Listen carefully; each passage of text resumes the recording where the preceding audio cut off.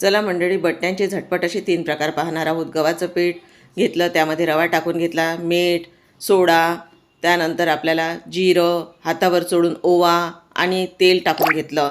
तसंच दही टाकलं आणि याचा घट्टसर गोळा तयार करून घेतला. आता याचे आपण 3 प्रकार बट्ट्यांचे पाहणार आहोत.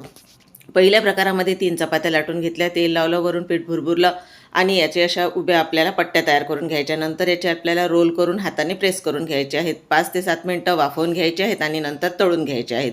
दुसरा प्रकार आता पाहणार आहोत. दुसऱ्या प्रकारामध्ये आपल्याला 5 पुऱ्या लाटायच्या आहेत, एकावर एक ठेवून घ्यायच्या आहेत. त्याला तेल लावून पीठ भुरभुरायचं आहे आणि बघा तयार केलेली बट्टी अशी लाटून घ्यायची, वाफवून घ्यायची आणि नंतर गरमागरम तळून घ्यायची. तिसरा प्रकार पाहणार आहोत.